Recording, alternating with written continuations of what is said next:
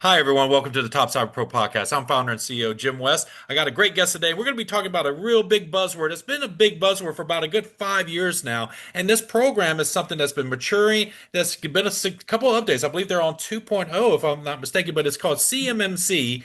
And so we got one of the top experts in CMMC on with us today. Joy, welcome to the Top Cyber Pro podcast. Thanks, Jim. My goodness, you're a fast talker. I'm glad I've had lots of coffee before I joined this. Well, Joy wears a lot of hats like all of my guests do. I mean, she's also an ISO 27001 implementer, which is a big deal, folks. I mean, that is a security framework that is, if you heard of RMF and all these other frameworks, it is it's an international standards organization security framework. So almost 140 plus countries, I believe, adhere to some faction or variation of those standards. So again, very powerful program, very deep expertise there. She's also she does the cybersecurity compliance leadership for Summit 7, I believe. Yeah, Okay. Summit 7. She sits on several boards, which we're going to talk about a few of them. One in particular, Innocent Lives Foundation, but we'll get to that in a minute. But she's a multiple board member. And yeah, let's get right into CMMC because, folks that have clicked on this video, they saw the word in the title and they said, okay, I keep hearing about this. I want to learn more about it. Can you give us a quick 101 of what is CMMC?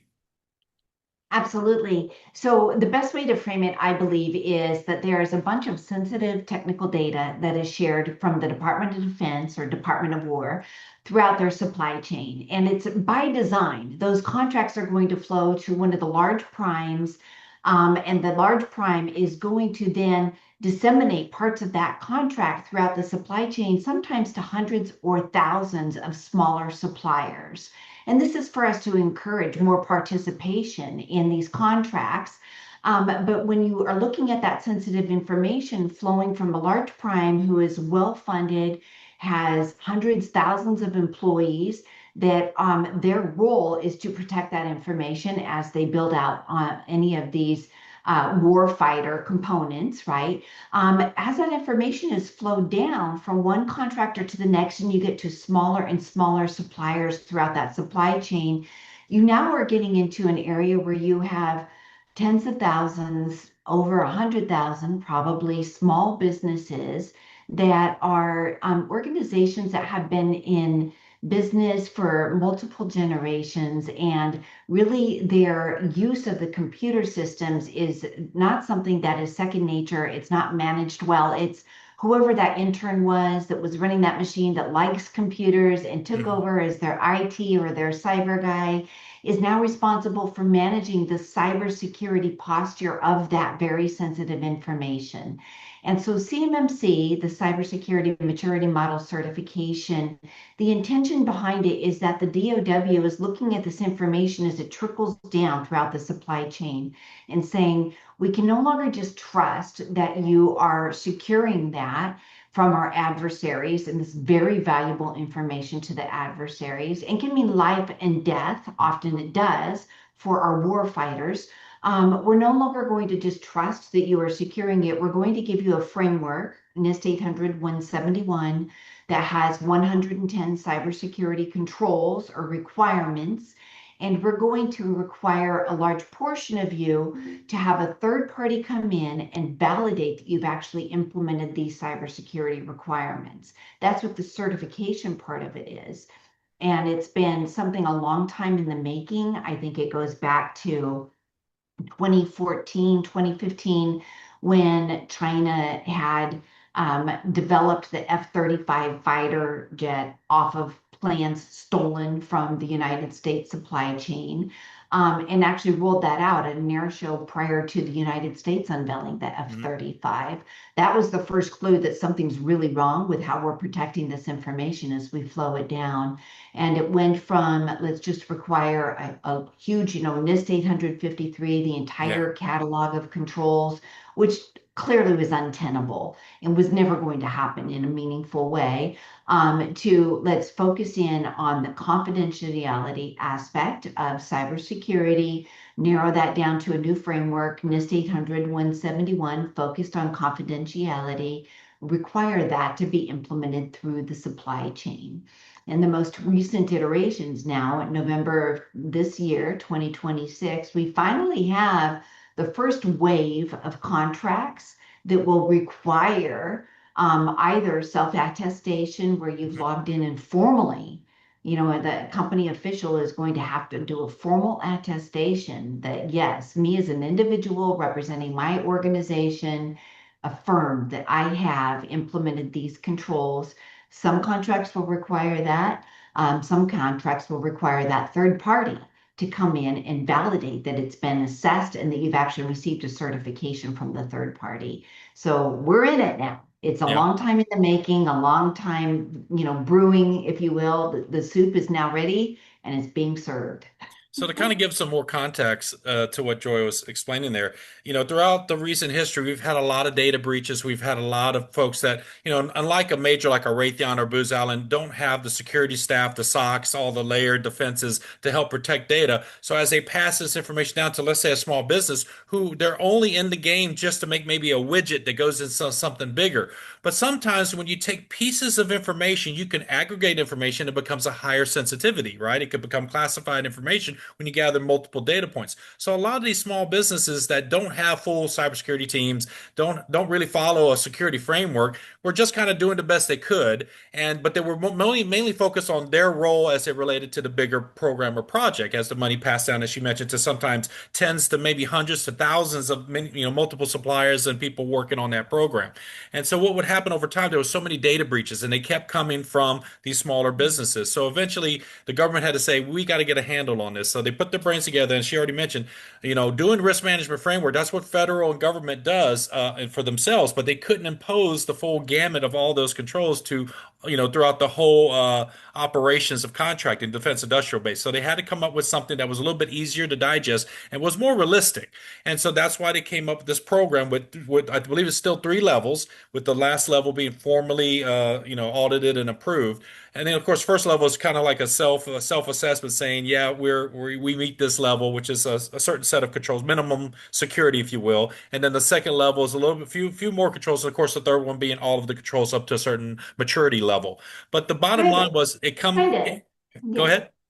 I'll just reframe that a little bit differently because the first level is 15 controls and it's based on the FAR clause of, and that's intended to be basic cyber hygiene. Honestly, if you read those 15 controls, you're like, every business should be implementing this anyways. Hmm. It's just good cyber practice and it's not extremely expensive or anything. That's to protect level at the contract or the contract itself.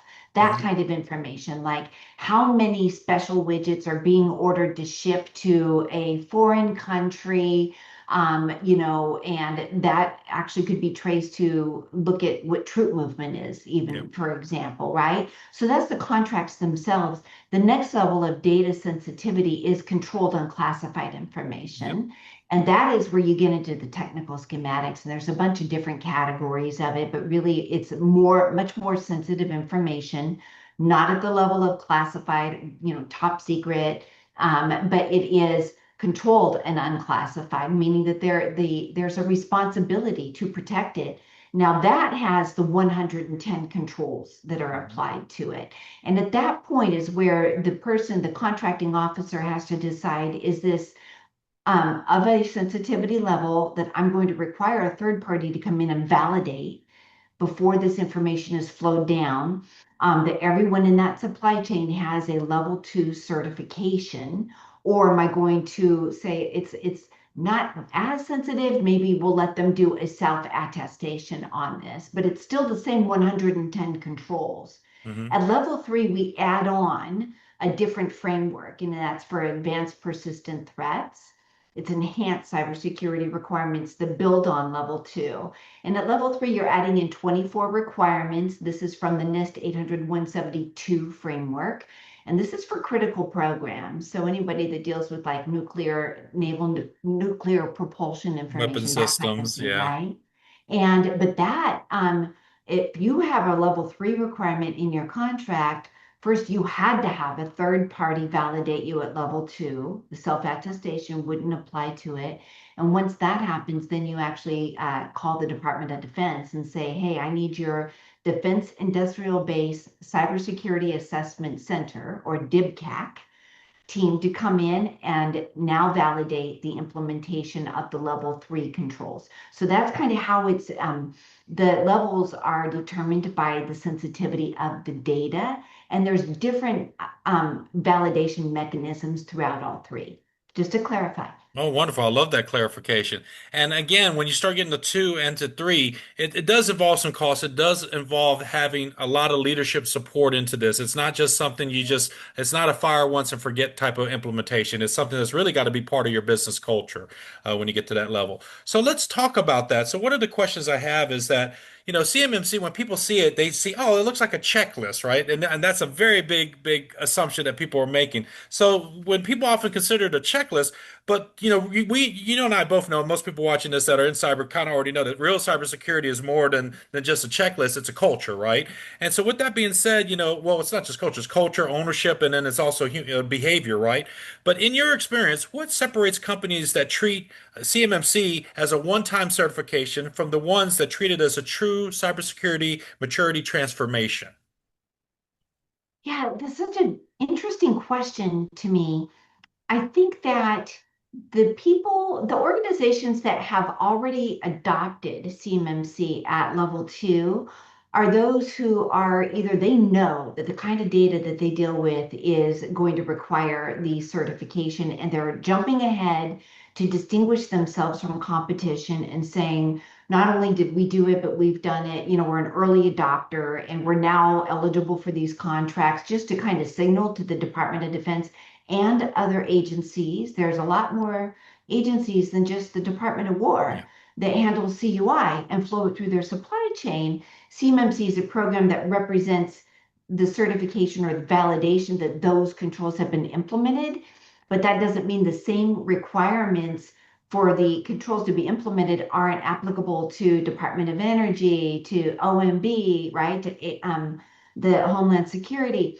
So, anyways, those organizations that are early adopters, in my mind, definitely view this as good cyber hygiene and really want to do it for moving their whole business into this realm of dealing with this type of sensitive information. The ones that are lagging behind are the ones that are, frankly, either have less percentage of revenue involved and they're like, I don't know if we even want to make that investment, or Mhm. they have no stakeholder support at the Yeah. ownership level. And that is a scary thing because those organizations that do have a large percent of their revenue tied to these contracts that still haven't really, got off their bum and set out to do this in a meaningful way, that's a lack of stakeholder support, and the wrong people are championing that throughout the organization. So recently, there's been some talk in Europe with some laws that are changing, which will penalize companies for not holding certain standards in Europe. And so this has brought up some discussions in industry about should they be similar penalties and instructions for not holding with certain, security safeguards and so forth for states, right? For the United States. What are Yeah. some of the penalties if a company, let's say they claim that they were, CMMC, 2, for example, and they didn't do an audit, or maybe they didn't get their audit done properly. What would be a penalty for a company that didn't uphold the standard? So right now, there's the ability, anybody that serves on one of the Department of War contracts that involves controlled and classified information, they have a particular contract clause that is flowed down to them, all the way from the top to the most, lower levels, where it's just a widget or a gadget, as you say. And that's the DFAR 7012 clause, 252, 204, 7012. And because of that clause and then accompanying clauses, the Department of Defense has the right to do spot checks anytime they want. They can walk in the door under DFAR 7019, 7020, and they can say, we see that you're serving on this contract. We'd like to validate the implementation. And they don't even have to walk in the door. They can say, and we've heard many of these stories, they'll email on a Monday and say, this Friday, we need to receive your system security plan for us to Mhm. review.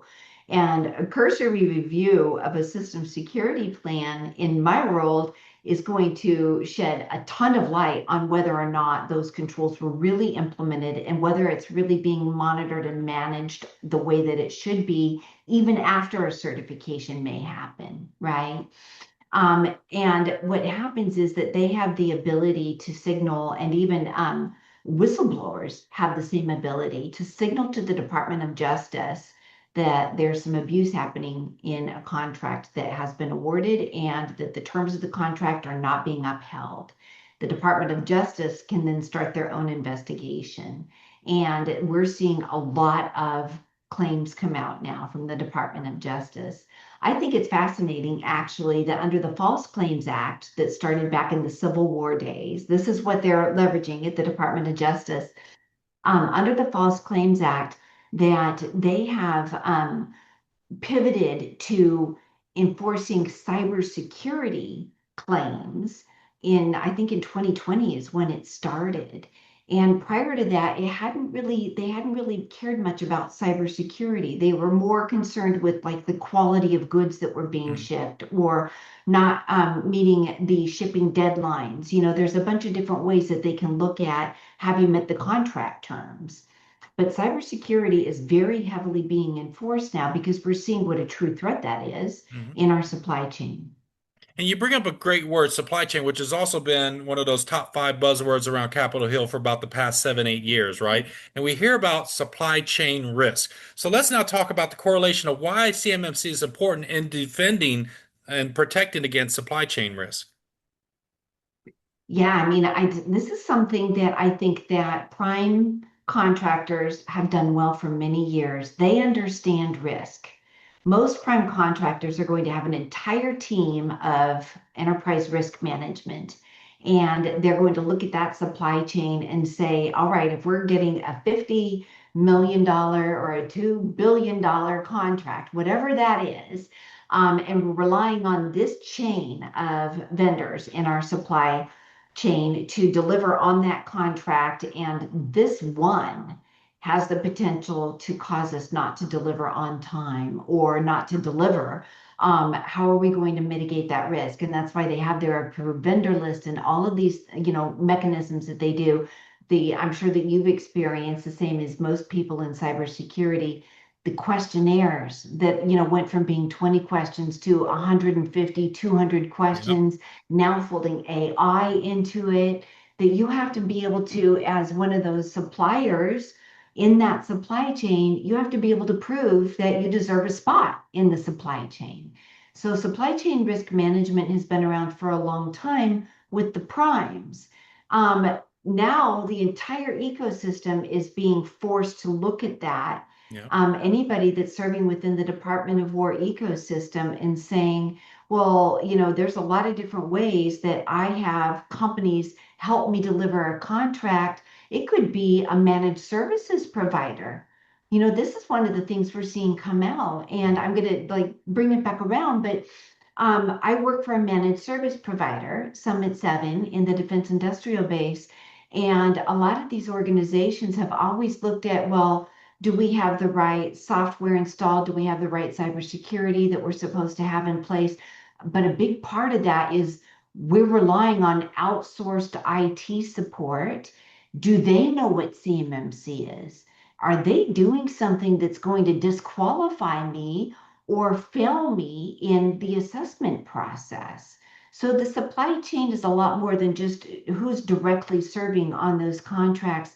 It's all of the outsourced vendors that surround those suppliers, enabling them to be awarded those contracts. It's really the sprawl is Mhm. just immense. And I think a lot of people are not looking at it that way, not realizing the impact that this has. And one of the key terms in risk management, folks, that correlates right into legal as it relates to IT cyber is downstream liability. Because as you mentioned, as those contracts flow to many different sources and places, that's still the prime is still liable because they're the ones that signed on for the work. How they deliver the work is usually limited by contracts, but they also, when they flow it down, that's the downstream liability. You've also heard of an old school term called high watermark. So CMMC is establishing those various degrees of watermarks to uphold, basic levels of cyber hygiene, as Joy mentioned. Joy, another thing that you touched upon about the supply chain risk, and I wanted to offer some examples for some folks because some folks are trying to really wrap their heads around, well, give me an example of something that I might have heard about. Well, folks, there was an issue with supply chain regarding the, oh my goodness, I just drew a blank there. It was in my head, but I'm going to try to get it back. When we see real world supply chain attacks was like in the Middle East, they had those pagers and phones that got delivered to a terrorist organization and they started blowing up. That's a real physical world attack in the supply chain by being able to compromise those devices before they reach the end users in that particular case. That's a very limited use case, but that is a very recent use case. But there are other cases too. When it comes to mentioning like knowing what's ordered, where the destination is going to, it can give an advantage to an enemy. It can give, with intelligence gathering services, it gives them more intelligence to make decisions based off of. So any information that gets compromised, it breaches that confidentiality and it can cause a lot of issues. But definitely in regards to supply chain risk, people have to start thinking about really what the supply chain risk means. So back in COVID, and that's where my thought came back to me, in 2020 and 2021, the automotive industry was, because a lot of factories shut down, particularly factories shipping chips like microprocessor units like out of Taiwan, which makes about 87% of those type of microprocessors. They were being made in Taiwan, but because of the, global economy and COVID shutting a lot of operations down, there was a lot of supply chain issues in the automotive industry. So people recall it was really difficult to buy a car for about a good year plus during COVID. You had to go through the manufacturer's financing. You had to bring in a trade-in or they weren't going to sell you a car. There was no cash deals. You had to finance. They were able to, because of supply and demand, they were able to set all the demands they wanted for you to buy a vehicle. I know this personally because I bought my daughter a vehicle when she went off to college, and I had to trade in her old vehicle. I had to do financing through them. I had to go through all these hoops where before COVID, you could, will and deal any way you wanted, but I had to go by their rules because it was, supply and demand. There was not a lot of vehicles. And you heard countless stories of people, just bought a vehicle, but then the dealer calling them a few weeks later offering to buy it back. It was an insane time. But that right there is a great example of how a supply chain issue can cause a huge impact upon an industry. And that's just the automobile industry. And so when you start getting into things like the warfighter and weapons, bullets, boots, supplies, these can be critical. And so, like right now, the U.S. is in a ceasefire right now with Iran. But let's just say information got out from a major contract just over just ammunition deliveries, for example, or even a weapon system delivery. That right there could provide key information to Iranian intelligence to start attacking a particular country to maybe prohibit them getting delivery of these weapon systems and things that they need for protection. So again, it has major impacts. And so when you start thinking, well, what are the use cases? There's lots of use cases. Maybe not enough time on this podcast to talk each one distinctly. So another question I had for you, Jill, was where do you think, because most defense compliance, you worked in a lot of like right now you work at an MSP, you're a CMMC assessor, and you now work within the industrial base, doing compliance leadership. You worked across all these worlds, right? So where do you think that most organizations confuse being compliant with actually being defensible in their security programs? And the final part of that is, what's the first uncomfortable truth that they have to learn to accept? Oh man, the first and most uncomfortable truth is that it is an investment. Like the resources that have to be dedicated is a huge deal. And hopefully they will understand that the return on investment is protecting their own intellectual property, not Yes. just the sensitive data shared down through the supply chain. Like that's one of the things that I always come back to when I owned my own managed service provider business for 21 years. I sold that back in 2018, but the conversation that I had with my customers was, they all were saying, it feels like our data isn't that important. Why would someone want to go after our data? Well, that intellectual property that you have, it may seem like it's not that important or that value to be a target by an adversary, but that doesn't matter. What matters is how valuable is it to you? Can you function without it, right? And so the conversation, I would always turn it around to say, can your door stay open if all of your data was ransomed? Hmm. How long could you stay in business with zero access to your data? No payroll, no timekeeping system, no scheduling, no engagement with your customers, right? And so if you carry that, the investment that's required in the resources, there's so many small businesses out there saying that it feels very unfair to have these cybersecurity requirements imposed on them. And number one, they've had a ramp up period since 2016. It's been 10 Hmm. years in the Yep. making.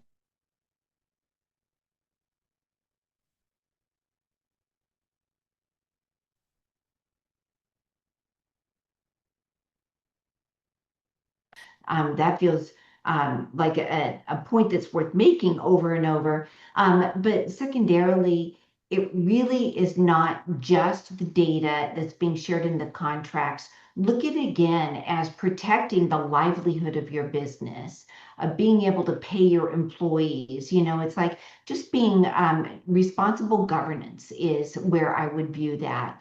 And as such, if you have responsible governance, then doing the implementation, I think the first part of the question is, like there's a difference between implementing the requirements to check the box and then really positioning those requirements in a way that supports the overall security and health of your organization. If you embrace this as a process, part of the normal DNA of your business, it takes a while to get the hang of it. You're going to make mistakes. Hopefully, they won't be that costly, but then you'll start to see the benefits. For us, one of the benefits of this program, truly like when I pivoted from CMMC to ISO and I started to really scrutinize our own supply chain, in that process of evaluating the cyber posture of our own suppliers, I discovered one that shared with me because I asked the question. Hmm. They shared with me an answer that they were like, I don't know if this would be acceptable to you actually. And we had to sit down as a governance committee and say, how do we mitigate this? It's not that we wanted to, we really appreciated and valued that supplier, but how could we make that relationship more secure? And we came to a good answer. That wasn't just a checkbox. That was actually looking at the value of the security in that the checkbox represented. And that's where I hope most organizations are going to get to, because then it's a lot easier to digest the resource commitment that you have to make. One of the things that I want to augment that with, when you talk about an investment, it's not purely just also investment in money, it's investment in time. The flip side of that, when if someone looks at their IP, their intellectual property or their data, and they assign it an immediate low value because they're thinking, well, we don't have like the recipe for Coca-Cola that we're trying to protect or something that is our trade secret. But what people don't realize is that however old your company is, there was a learning curve. You had lessons learned along the way. You had to refine different operations, how you went about things, create policies and refine those policies and update those policies. That took an investment of time as well. So people and time had to get your company to the point it is right now. So if you're a business owner thinking my data's not worth that much, it is because if, like she mentioned, if you got ransomware right now, had no access to any of your data, how would you operate? How long would it take you to rebuild all of that documentation and all of the operations, the policies, procedures to go right back into business, right? How long would that would take? And that takes an amount of time. And so for folks that want to dabble into like business continuity, disaster recovery, there's a lot of aspects of that might help you really reframe that thought about what your data is worth. And I would highly recommend any business owner that's mistakenly saying my intellectual property, our data really isn't that all that valuable. It is valuable because it was an investment of time from your company to get to the point you are today, and that means something. There's a value there, so don't take it for granted. Joy, I would like to. This is my favorite agenda question. I would like to like go back to your day one when you made that decision that you wanted to work within the IT cyber world. What is the story there? Can you share it with us? Yeah, thank you. The decision to switch from IT to cyber is a very it still is a visceral experience for me. And I told you that I had my own MSP and I started that company in 1997.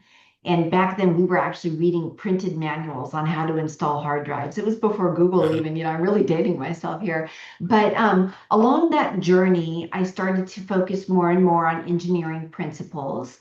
And one day in 2014, one of my customers got ransomware on their home computer. This was the owner of a business, a small business, but they did the real estate negotiations for a worldwide retailer. Hmm. So it was a very small office that had access to very big, important financial data, logistics, like there's a bunch of stuff. And the owner of this company, I had asked him if he wanted me to install all of my security tools on his home computer, being an owner, not just the business. And he had said, no, no, it's not a big deal. It's just family stuff, not a worry.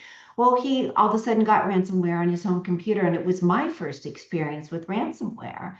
This is when you had to drive to a bank and buy a cashier's check for the value of Bitcoin and find somebody that knew how to buy Bitcoin to pay the ransom. Like it was a thing. And it took 10 business days and it was $2,000 to restore the hard drive of this one home computer. And Wow. I looked at that and I was like, okay, so my biggest customer is 330 computers and 9 servers. And if this had happened on the business network of one of my business customers, what would that have done to my business? How would that have impacted all the rest of my customers and that one big customer contract in particular? And I sat down with my team and I said, we absolutely cannot have this happen on any business network we support. And that day, I made the decision and the commitment that we were going to be the most cyber aware MSP. And frankly, in 2014, when I was doing this, going to events, I got my security plus within 30 days. Like I just went all out. And my colleagues that owned other MSPs in Los Angeles really were chuckling. They're like, look at her go. And my nickname became Chicken Little because I was like, the sky is falling. Hmm. Antivirus and firewalls are not enough. And they were like, no, that's just fine. Like they really didn't understand why I was making such a big deal out of it. But in the valuation of my company when I sold it, it made a huge difference. I had 86 customers. I was a small MSP. The 86 is not a lot of customers. I had like 11 employees, 86 customers. All of my employees took national positions with the company that bought them because they were the only ones in the portfolio of companies that had cybersecurity skills, which was huge. Hmm. And all of those customers are still customers of the company that bought my MSP, with the exception of 2 out of 86. So the framework that we established in the intense focus on cybersecurity at that time was so strategic, and I had no idea that it would be that at all. All it was just really covering my ass, honestly. Saving my own skin. I was like, I don't even want to deal with the idea that one of my customers might get ransomed. So that's where that decision point, that when I inflect back, it's like that was an easy decision for me to make. And it was because I just really avoiding getting out of harm's way at the time and then loving it, Hmm. loving it. One of the distinguishing factors for me is that I was a female owning an IT business and then leaning into cybersecurity. And that was really rare Yeah. for many, many decades. It's just now in the last 10 years really starting to shift. And man, what a welcome sight it is to see Yeah. that happen. It's Well, something it's that good to I'm see really that you had went the grateful. extra mile for your customers because that takes a lot of care and dedication to do so, especially when all of your colleagues are kind of, calling you Chicken Little and kind of belittling the cause that you was championing at that time. So good on you for doing that because we need more people like you in the industry that just, regardless of what anyone says, they're doing the right thing. So my next question is, along your journey from those days till now, they've had to been colleagues, coworkers, maybe other people in industry you looked up to that had a positive impact along your journey thus far. So the goal of this question is kind of like that Oscars acceptance speech. We don't have enough time for you probably to name all the names, and you don't even have to give last names. But the goal of this question is to shine a light on those people that have had a positive impact on you and your journey up to now. So is there any folks that you'd like to shine a light on? Oh, thank you. Thank you. What a lovely question.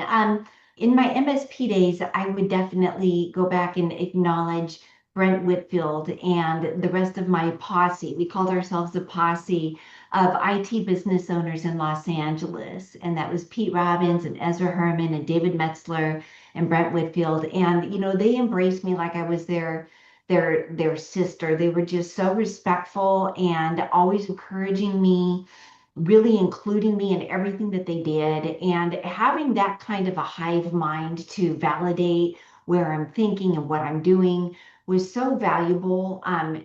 Moving into CMMC, I would attribute the success that I've had in this ecosystem, number one, to Brian Hubbard. His wealth of expertise and his trust in me, like literally, he hired me to create the CMMC training program, Edwards Performance Solutions, based on a lot of the training I had done in the past, but not specific to CMMC. And he really trusted me. He gave me such incredible guidance and also um, autonomy. Just I was very autonomous in that. And to this day, we're close friends. I really just appreciate him so much. And then I think that our CEO, Scott Edwards, here at Summit 7, from the beginning, he's been really fostering my being autonomous in what I want to focus in on, trusting me, really valuing what I have to contribute. It's rare to see a CEO with as fast as our organization is scaling, who looks at women as being so important to be included in the leadership team at the executive level.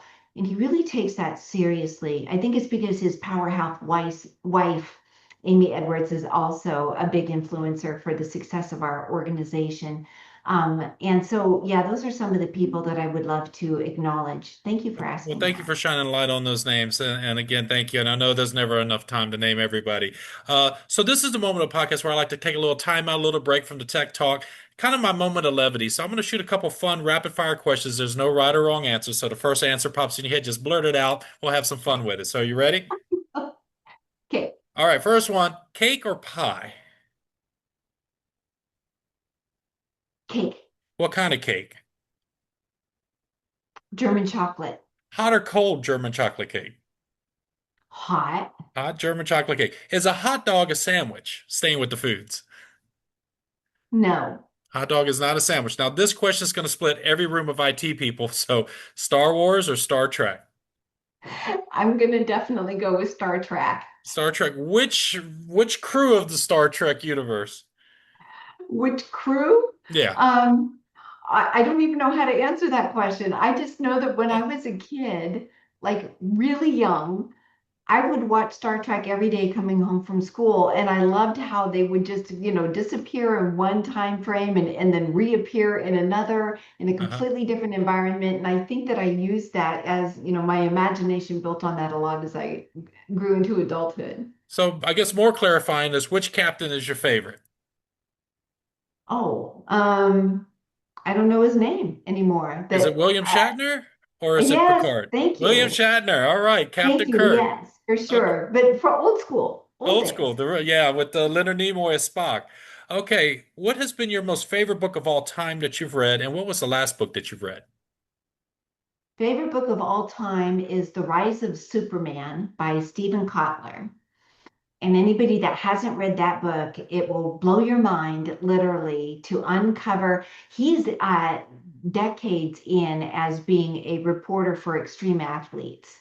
And he explores flow in the mind and what happens with extreme athletes over the years, how that has grown into something that's like constantly death defying, and how are they able to process that in their minds? What is that evolution? It's really fascinating. And Stephen Kotler's work, there's another one that he did a few years ago and during COVID that I read and really focused on. And it's helped me to overcome my own imposter syndrome because understanding how the mind works in flow and what I really enjoy letting my mind do in research and in authoring and things like that has definitely given me a lot more confidence in myself. So Stephen Kotler, all of his works I think are incredible, but The Rise of Superman is a fascinating read. Most recent, I revisited Jocko Willink's book, what is it, The Extreme Ownership, and just starting that one again. The first time I read it, I was highly distracted and didn't feel like I really digested much of it. So I'm going back and doing that one again. Excellent. And if you could make sure to share those links with me, and folks, you don't have to, pull up the Google search. We'll have the links in the description below. Save you that Google search. So I want to dive Mhm. back into discussing some of the boards you sit on because there's one in particular that when I saw the name of this, I was like, I'd like to know a lot more about this. And this is one of those shine a light opportunities where I love to shine a light and give attention to foundations and causes. And this one's called the Innocent Lives Foundation. Can you speak a little bit about what the foundation is, and what their why and purpose and mission is? Yeah, you bet. Well, innocent, just in the name of it, the innocent lives, it's really focused on protecting children from child predators and sex trafficking.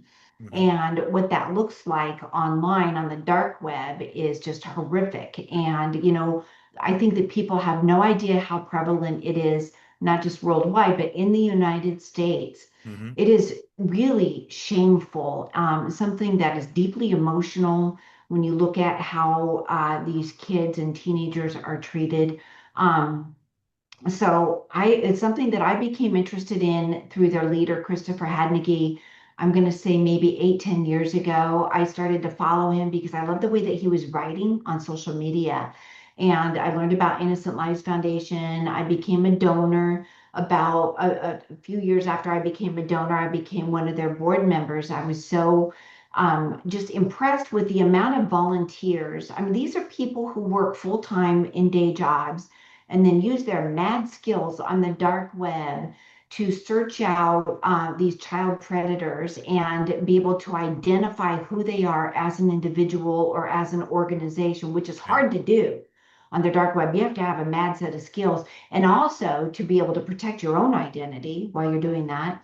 And as volunteers, they've been able to compile over 600 cases that they could bring to law enforcement for prosecution. And sometimes one case is one individual, sometimes one case is an entire Mhm. ring that's being brought down across multiple countries.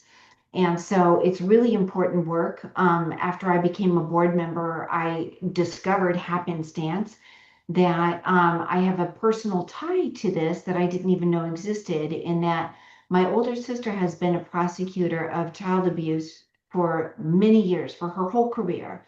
And I didn't know it, but when I mentioned an ILF thing that I was doing for Innocent Lives Foundation, she goes, "Oh, ILF, Innocent Lives Foundation." And I was like, "How do you know about them?"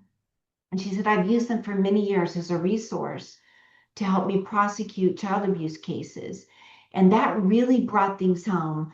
The biggest reason I want funds to go to Innocent Lives Foundation is that the people who are doing the hunting of these monsters on the dark web are exposed to horror day in, day out, and they need psychiatric care so that they can participate in their families and their friends and their lives without it impacting who they are. And so that psychiatric care is expensive, and we require full-time psychiatric care for all the people who volunteer. It's something that wasn't as available to my older sisters. I wish it had been. And it's a shame because I do see the difference between really good psychiatric care and not in this world. And it's very important to me, very personal to me, that we have successful volunteers out there doing what they're doing.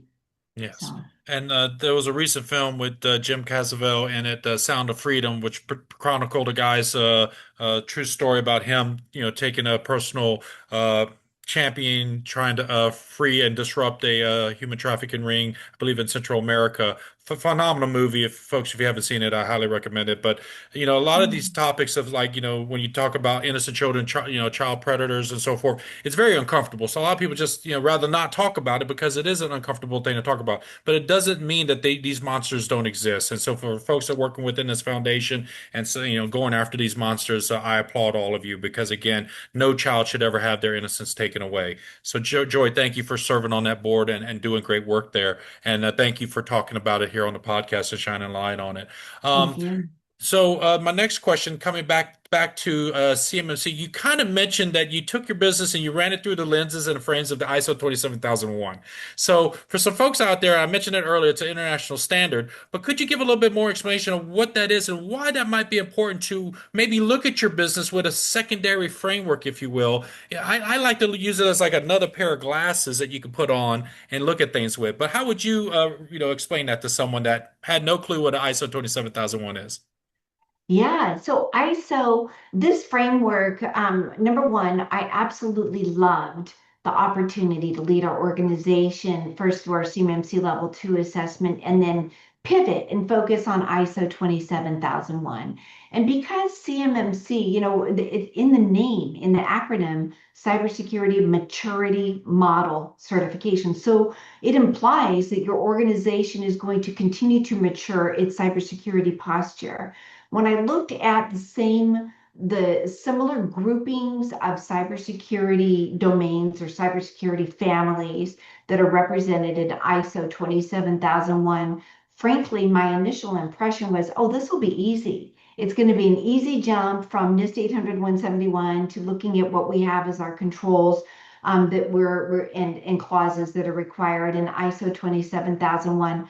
However, that is like really where the adults are hanging out. It was just astonishing to me the level of maturity that's required because there's additional programs that have to be operationalized with ISO 27001. So data governance, in CMMC world, you're looking at a couple categories of data. And as long as you're protecting those within a certain scope, you're good to go. ISO is looking at your entire organization and the data governance that's required for all of the data, right? So the scope is much different. And then also you have like data retention. When I said that CMMC is focusing on data confidentiality, you're not asked to look at availability and integrity in the CIA triad Mhm. that most of the frameworks for cybersecurity are going to focus on.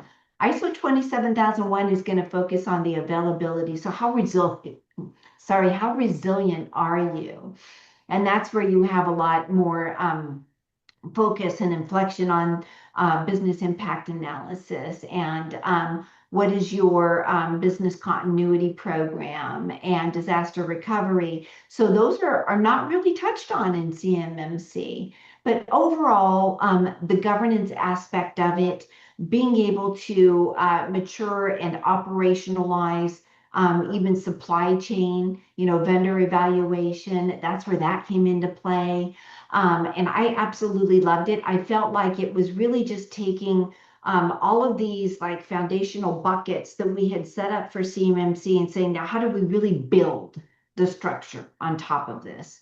And so for me, it was thrilling to have an opportunity to do that. And honestly, I think once you do CMMC and you do ISO, then you look at like SOC 2 Type 2 and some of the other frameworks and standards out there, and you're like, oh, well, that's now I feel like I have a 98% coverage where before you would have had a much larger gap. Wonderful. So right now, let's say someone's watching this, and one of the things I love about, and the reason why I do this podcast is for that one person that could be watching right now that's been thinking about getting IT cyber, and they're interested in this topic, and they're like, this might be where I jump in the pool here. This might be my jump in the pool moment, as I say, go all in. And so let's say that person, it could be, high school dropout or someone that just dropped out of college, or college is not working out for them and they want to pivot, or it could be someone mid-career. And let's say, in particular, it could be a woman watching right now. And you, as a level 99 expert in CMMC, what are some resources or guidance that you would give them that, hey, if you want to learn more about CSSC, follow these people, watch this YouTube channel. What are some URLs or some resources, or you mentioned some documents earlier that they can get a start to get more of an idea of what this entails? Oh man. Well, for me, one of the first things I would encourage someone to do is look at the writings of Stephen Kotler because the way that he describes how you research and how you learn about something new is unique and priceless. And for me, his approach is really you have this one thing you want to focus on, but first you're going to circle the wagons and you're going to learn about some complementary areas of expertise so that when you learn about the thing that you want to be most focused on, you have additional context from a different bunch of different perspectives. That adds so much richness to the education journey in my mind.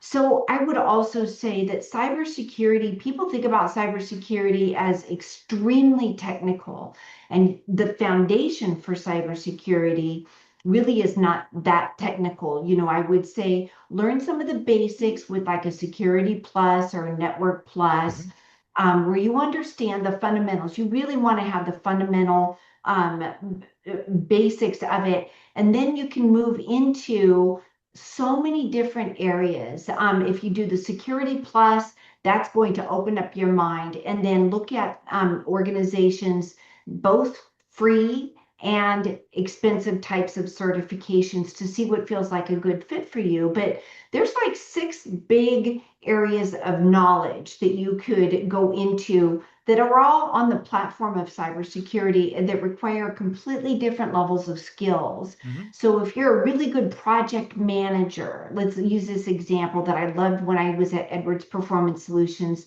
They had a team of project managers, and one of them in particular was really interested in cyber, but she had no idea where to start at.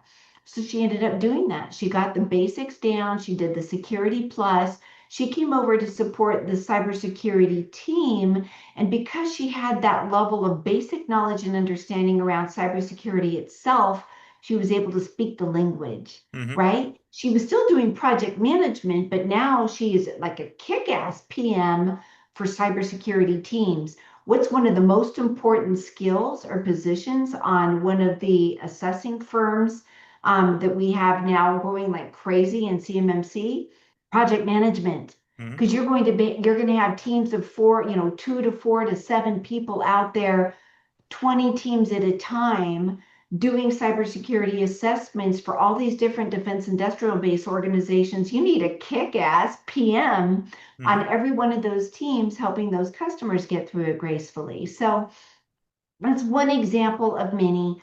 If you like the human element, if you want to become somebody that's a social engineer and really test, why do people practice behaviors that are unhealthy even though they know it could hurt them? Like there's so many different areas, and so explore it. One of the biggest things, though, I would love this opportunity to take is that we have started a movement called Women of CMMC, very organic, just a bunch of women got together at dinner at one of the conferences, and Amy Williams is the one who originally had said, let's just have women for dinner tonight.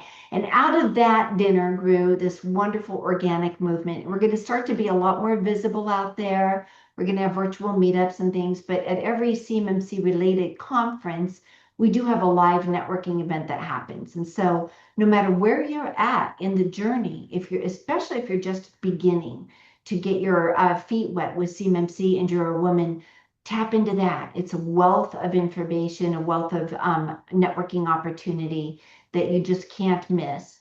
The other thing is follow people like Jacob Horn, Horne, on LinkedIn. He does a Summit Up podcast and a weekly live Q&A hotline. Go to the DoD CIO website with all of the publications listed for CMMC. Start with the basics, the model. There's a document that explains just what the model is, right? Mhm. But read through all of those. The more that you read, the more questions will come up, and then practice Stephen Kotler's, what adjacent information can I be focusing on to really add value and richness to this? Well, Long thank you for sure. answer. I hope that's okay. Oh no, that's yeah. Please, and all those URLs, please share them with me, Jim. We'll have all those resources in the description below to save you guys Google searching there. So, Joy, we're coming up on our hour, and I want to respect your time, and I thank you for sharing so many insights and perspective into this. Definitely been a great discussion. My next question is: a lot of us professionals find ourselves super busy. I know you serve on a lot of boards, and of course, we talked about one phenomenal one that you serve on. But the goal of this question is to shine a light, and this is another opportunity to shine a light on a volunteer, nonprofit, charity organization that's doing some good in the world. And you already mentioned Innocent Lives Foundation, but is there another one that's near and dear to your heart that's doing great work, positive work in the world that you'd like to shine a light on? Well, thank you. Yeah, the other one right now that I'm really focused on is MSPs for the protection of critical infrastructure. And it's a 501c, a different type of a file, 501, because we have the ability to lobby politically, which is Oh. different from a normal nonprofit. Hmm. And so some of the funds that we raise are going towards those lobbyists. And the goal of that is to help to educate the legislators on what these requirements mean for the small businesses who are in the supply chain anywhere in critical infrastructure. It doesn't have to be DoW focused at all. Hmm. And the managed service companies that support them, how important it is that those companies are supported, because in the end, it's a lot more cost effective for small businesses to hire outsourced help for these kinds of things. Hmm. And what kind of cybersecurity requirements would be make the most sense to be applicable to the managed service providers that are out there serving this ecosystem? So the thing I love about it is that it's hugely collaborative between a bunch of competitors. It's rare in our world in the Yeah. MSP ecosystem for a whole bunch of big competitors to get together and say, how can we bring visibility to this problem? How can we combine all of our talent pool to really get a voice to it? And so it takes a lot of time. We're like authoring white papers, we're doing a lot of research behind the scenes, we're presenting a lot, we're training a lot. And it's truly a labor of love for those organizations that have joined us. So, yeah, that's a really good use of It's time. so heartening to hear this because, we had all these competitive silos that have been built up over the years because of competition. But like in the cyber threat intelligence world, information sharing is what's been tearing these silos down and helping each other be stronger together, right? And it's good to Yeah. see that in this world, the MSPs are getting together to be stronger together because it benefits everybody. It benefits all the industries. So that's wonderful to hear that, Joy. Joy, this question was not on the agenda, so this is going to catch her a little flat-footed, but I know she's going to do fine. For all my guests this season, they get the final word. The final word could be your favorite cuisine, your favorite place that you like to vacation to, your favorite color of the rainbow. It does not have to be tech related or CMMC related, but whatever that final word is, the final word is yours. My most favorite thing in the whole world right now is the 34-acre farm that my husband and I just bought. Top secret, but no longer a secret. I want to be a homesteader. It's like all of this cyber talk, the AI world, everything that's happening. In the end of the day, I have six grandchildren. I want to see them grow up in a world where they climb trees, where they are following horses around in a pasture, where they're growing their own vegetables, where they understand where meat comes from. So I am madly in love with our land. I'm madly in love with the process of discovering all there is to know about homesteading. Doing this on an adventure with my husband is an absolute blast. So, yeah, that's really where my heart is lying right now. It's a super fun thing to do. It's like my phase 3 of my life. So, thank Well, you for asking. Joy, thank you for that final word, and thank you for being on the Top Cyber Pro podcast. Thank you.